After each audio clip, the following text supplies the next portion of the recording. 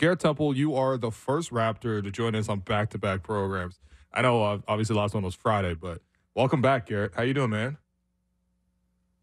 I'm doing well, my guy. Appreciate y'all having me, man. Yeah. Last time we interviewed you, obviously, it was before the OKC game that you guys played on Friday, and we asked you, are you going to play tonight? And you gave us the quote that Darko tells people before the game, let you know if you're going to be in the rotation. So did he let you know that you were in the rotation for later that day when you played against OKC? The OKC game, it was actually interesting. I wasn't in the rotation. And okay. And then it was one of those situations where coach looked down the bench. I think they went on a little run, and he looked and he stood kind of next to me, and then he looked down, and I think Scotty was next to me. He said, "Yeah, good, put Garrett in." And then coach was like, "Yeah, G, come on," and put me in. Okay, so Friday, that was a situation where he changed up that first half rotation.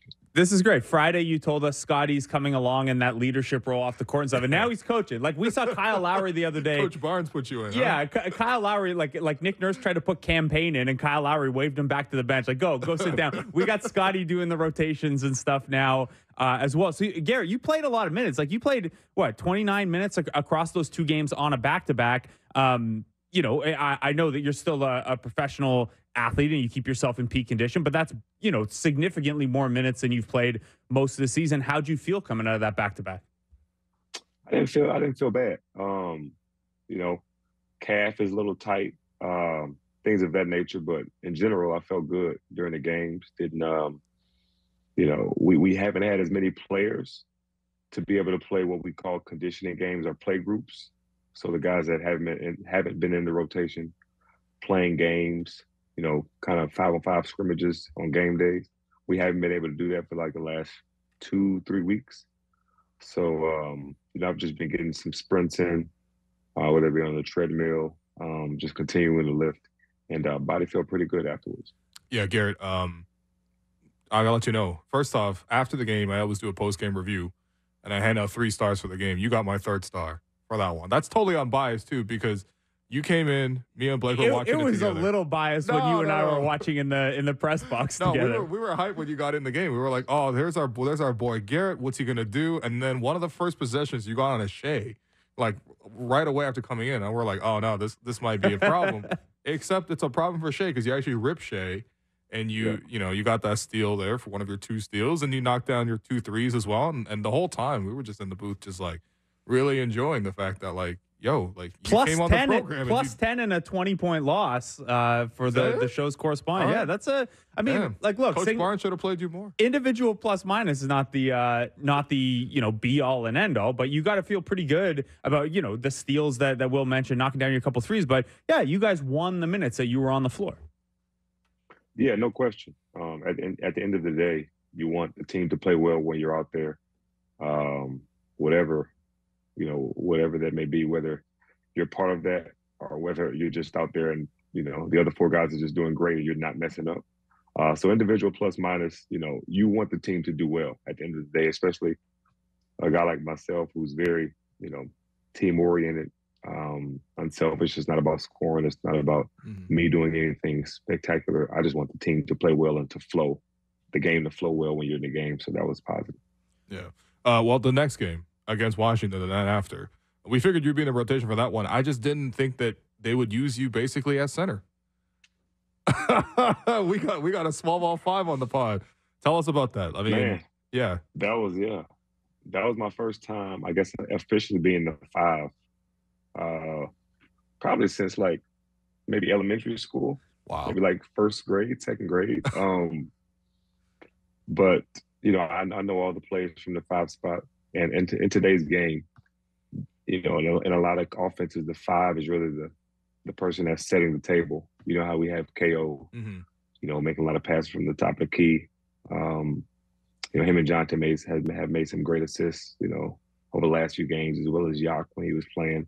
So it's not as if I'm, posting up and trying to get a bucket on the block, So we're just trying to change things up. And I made a pick and pop 3, which is great. but we're trying to figure out how to play with what we have. And I think I was, 0 plus minus. It was even when I was in the game. I let Marvin Bagley get an easy dunk on me. But other than that, I think we did pretty well. Man, you hit a pick and pop three. It strikes me that like you said, you're not going to run, through the post. You're not going to run the offense through you in the post. But like we need a pick and pop version of the too small chirp, right? Like if you had posted up Marvin Bagley and got one, you could give him the too small, even though he's big. We need a pick and pop version of that. I don't know what it would be though.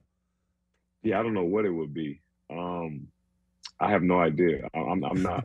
God didn't give me the creative gene, so I have to ask one of my young players to figure out what that chirp would be. Well, I mean, there was Scotty had one earlier in the year. Who was it? Drummond, where he mocked his his upright running position after a bucket. That wasn't on a pick and pop, but some version of too slow, I guess, instead of That's true. Instead of too That's small. True. So Garrett, you just mentioned, I brought up the plus minus first, and you just mentioned it again for the second game.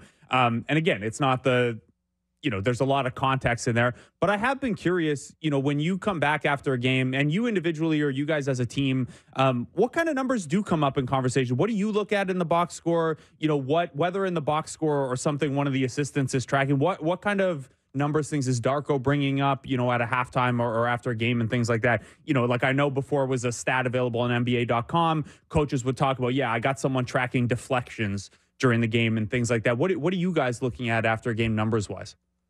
Yeah, so we definitely look at deflections. During the game, halftime, they have, we have a number up there on the board. A lot of things that we look at is transition points. We look at turnovers, points off of turnovers. Before we were so, decimated by injuries, we were looking at, offensive rebounds. It's a little, I guess a little less telling. I rebounded by like almost 20 last game in Washington, but they only had a couple of more, maybe 3 more shots than us. But I think the big things right now are just transition points, how many we're giving up and how many we're scoring, and turnovers with obviously a whole new team. And Darko said it the other day, because he wants to be the coach of a team that passes the ball a lot. We're going to have turnover. We're never going to have a game where we have 0 or 1 turnover. So he's okay with that, but we can't have 25 or 20. Right. It has to be more like 10, 12. And when we do that, it's going to be in our DNA to pass. We're going to get a lot of assists and obviously less turnovers. Yeah.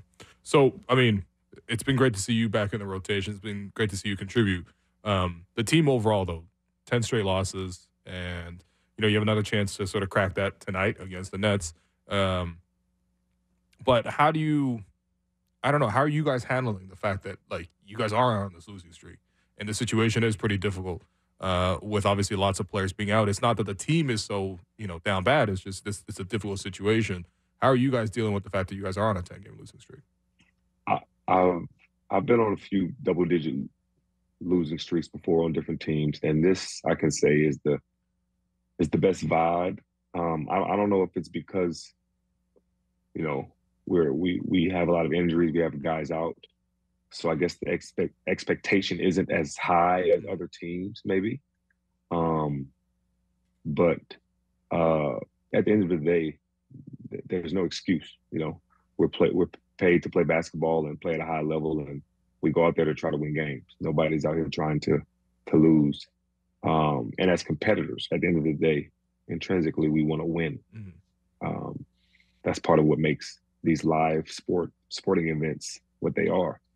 Everybody is trying to win. And as competitors, it's tough, especially losing a game like in DC, losing a game like in OKC when you're there.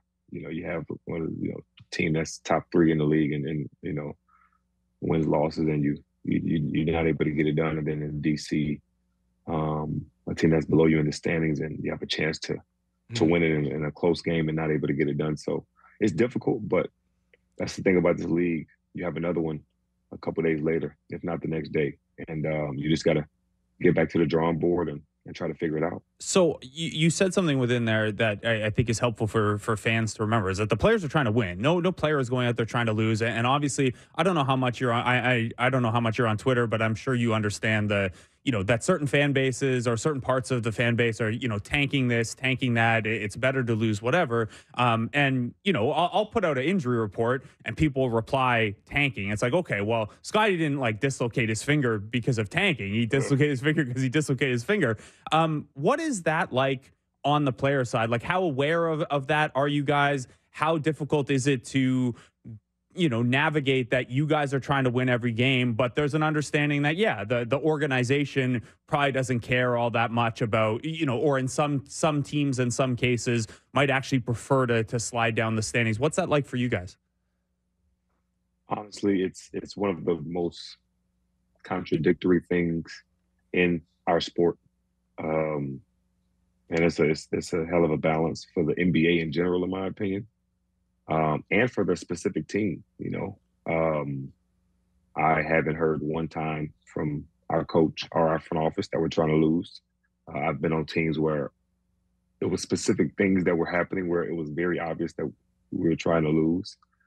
Guys being very healthy and just not playing. Where in this situation, obviously, injuries have happened. Like you said, Yag didn't dislocate his finger or his ligament. Yeah, Scotty didn't break his hand on purpose. The things that have happened in people's personal lives obviously didn't happen on purpose. So it's honestly, most guys, it's pretty easy just to focus because we've been taught to win and try to win at all costs. So it's not as if we're towing the line. I think the most difficult part is if a team is trying to kind of slide down those standings, it's probably more difficult on the coaches than it is the players, because we're just out here trying to play and play as hard as we can and compete and try to win. Whereas the coaches may have to, play certain guys, certain minutes and things of that nature. And as a player, you're looking at a coach and saying, what's up? We're trying to win games or what? So, again, in this situation, we're in a situation where nobody has shown me or obviously told me that we're not trying to win games. So we just are in a tough spot in terms of how things have shaken out.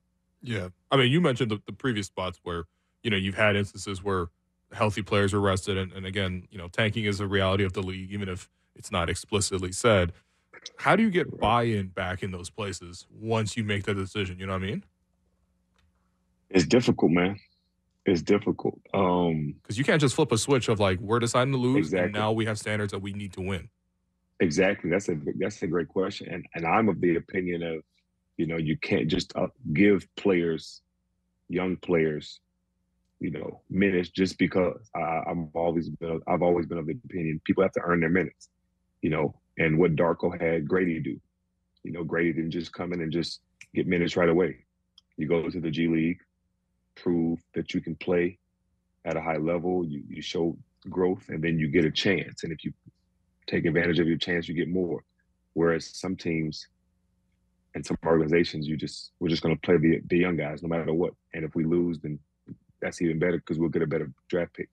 I don't like that. And most of the teams, the couple of teams that I've been on that had that mindset, they didn't get any buy-in from the players specifically. And honestly, that front office is not there anymore. So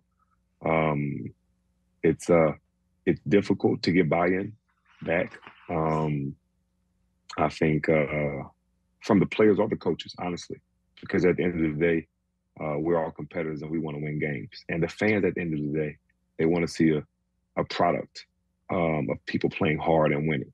And if things shake out to where you don't win games, okay, you may have a chance to get a great player. But at the end of the day, especially for our fans, you want to put a product on the floor that people are proud to say that that's my team, no matter win or loss. So obviously, a part of that is also, hey, Jamias Ramsey's going to start this game, and it's the last game on his 10-day. Like, obviously, that guy wants to win and wants to do everything. I know I asked you a little bit about the 10-day guys, the G League call-up guys today, so I apologize for doing this again. But I did talk to Jemias on Friday. He spoke really highly about being able to pick your brain a little bit during his 20 days with the Raptors. The Raptors decided not to continue on with him, at least for now. Kobe Simmons is up with you guys for the next 10 days now. Did you have a conversation with Ramsey when that decision came down? Have you gotten a chance to talk to Kobe yet now that he's with you guys? I haven't had a chance to talk to JR. I'm definitely going to reach out to him. And no need to apologize. Again, I love my story. I love how I got here. I talk about this all the time, just to have people have a mindset of a 10-day guy, because a lot of times as NBA players, we're too entitled, and we're not as grateful as we should be for the position that we're in. But I did talk to Kobe today during shoot around, and I told him how I joked with him about his high school mixtape, because when I saw him coming out of high school, I was like, this guy is gonna be cold. His change of pace, his ability to, shoot, score, handle the ball. But yeah, I'm definitely gonna continue to be in his ear. He's our point guard for the second unit right now, so he's gonna have a lot of people in his ear. So I'm just gonna let him soak it all in, and then give my tidbits and let him know I'm an ear if he needs me. And I've been in the same situation he's in multiple times, as we talked about last podcast. Yeah, that's a top 20 recruit at a high school. I gotta check out the high school mixtape. I wasn't familiar with his high school game. He was cold, man. It was his change of pace. He was real smooth, quick. He was like Ja, that like in high school. Like that's the type of game he had. Yeah. Right. I'm definitely seeing this mixtape. Okay, well, speaking of someone's mixtape that I've seen quite a number of times, it's time to ask about another one of your former teammates, Vince Carter. So, obviously, everyone in Toronto knows what Vince did, especially in his prime. You got to be teammates with Vince in Sacramento, and I understand that you guys golf and you guys are, you got a lot of friends around the league, but it's got to be cool being friends with Vince. What was it like being his teammate, especially at that time in his career where he had pivoted to, being more of like a rotation guy, veteran voice, but at the same time, you knew what he was back in the day, and I'm sure lots of players saw Vince and was like, yo, that's Vince, even though he's like the eighth man. Yeah. No, I've told people this, whoever would listen. Vince Carter, there are two people that are the most down-to-earth superstars I've ever met in my entire life. Vince Carter and Penny Hardaway. And Vince being his teammate, man, just such a open book. Whatever you wanted to know, he's willing to tell you. We played a bunch of golf together, obviously. We played against each other when he was in Memphis. And obviously before, when he was, I don't know where he was at. Maybe I might have been in the league when he was in Dallas. I might have been in the league when he was in Dallas. But for sure, a lot. We played against each other, matched up against each other in Memphis. And I just picked his brain about, his regimen and all of that stuff. And obviously we connected, like I said, on golf. We went to Hawaii. I went with him with his fam to Hawaii, and we played in the summertime. We still stay connected today. He's playing golf almost every day now, which I'm jealous of. But it was just amazing to see his how humble he is. Signs every autograph. Just a very nice guy. And I obviously talked to him about his time in Toronto and how crazy it was. Right. How the fans are amazing and how it must have been amazing while he was there. But it was great. And it's like you said, when he got the Hall of Fame, pick me, him, George Hill, and Justin Jackson have a group chat. Okay. So we always hit each other up. We played together in SAC, and we really tight to this day. We all hit him up and told him, congratulations, old man. But VC's one of my. It's crazy for me to say he's one of my best friends I've had. Wow. As a teammate, and then from then on, great guy.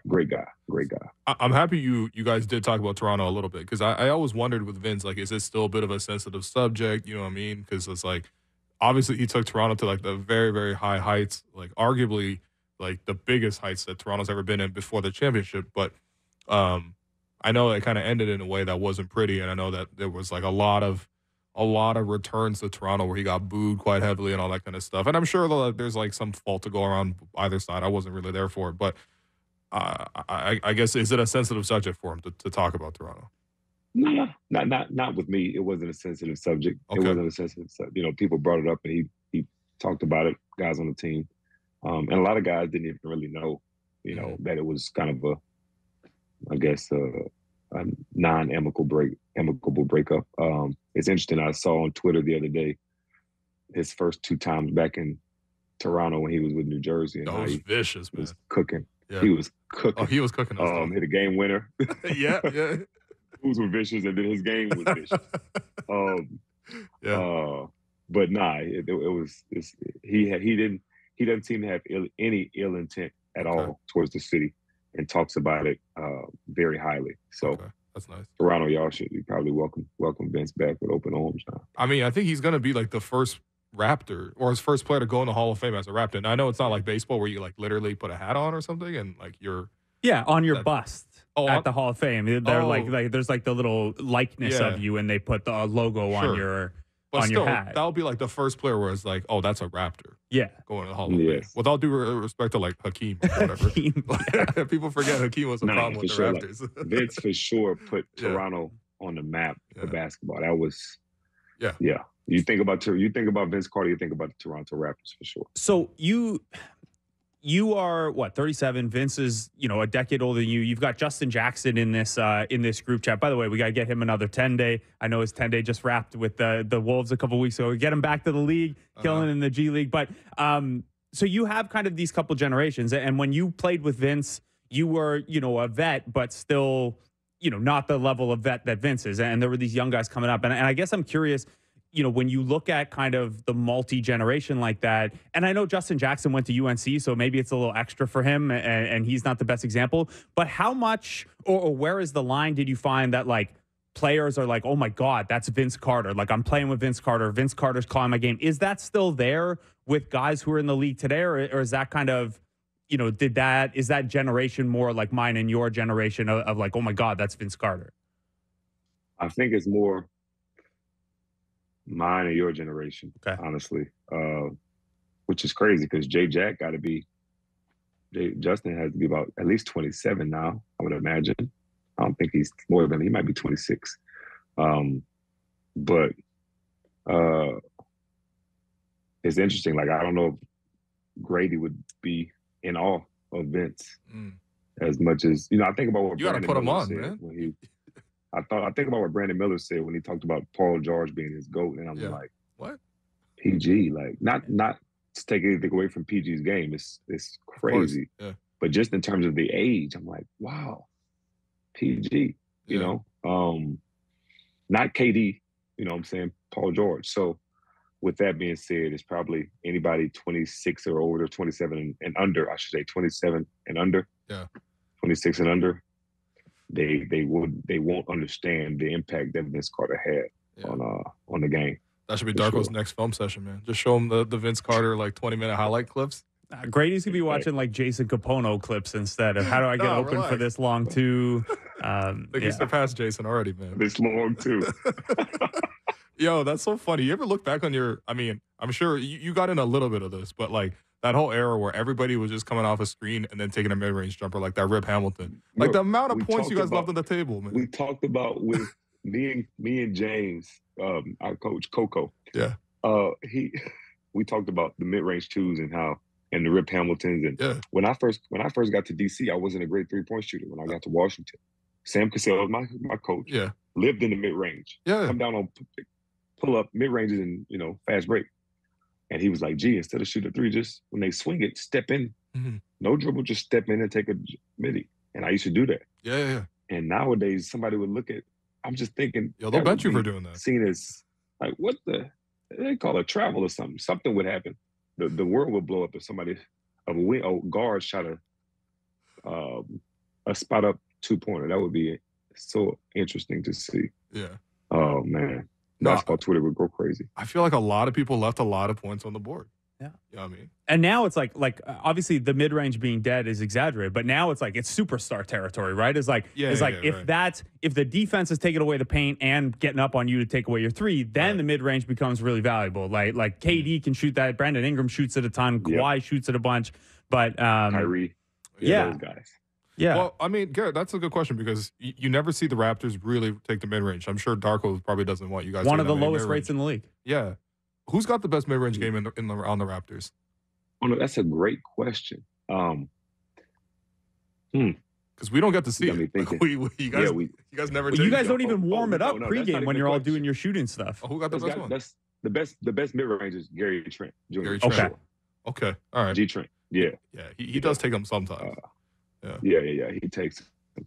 And they're tough, but he makes them. So it's one of those guys like, okay, knock it down, G. I feel like that's one of those good make. Get back on defense.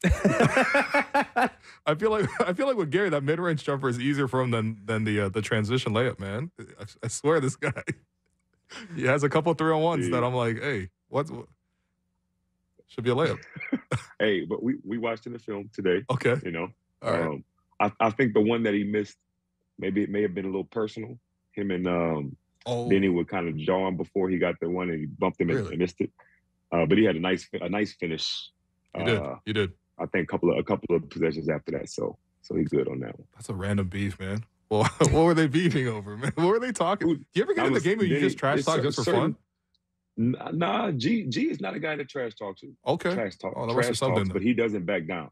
Right. But certain guys rub you the wrong way. Yeah. Denny Abdia, may be one of those guys. Interesting. So, all right. Yeah. We got you know what? That's for next week. I'm gonna ask you a list of guys that rub players the wrong way, Hey, I mean, Dennis is back tonight, and we asked Dennis a bunch of times on this show about like he's one of the kings of that. Like he gets into it with everyone. I'm curious. Do you think it'll be a little spicy with Dennis tonight? I expected it to be more spicy last game. Okay. I definitely feel like he's going to test Javon. I think Javon's starting for us tonight. Okay. I think he's going to test him tonight, but we'll see. It might be a little more spicy. He didn't have a great game. He wasn't able to get started at all. So we just got to keep him at bay.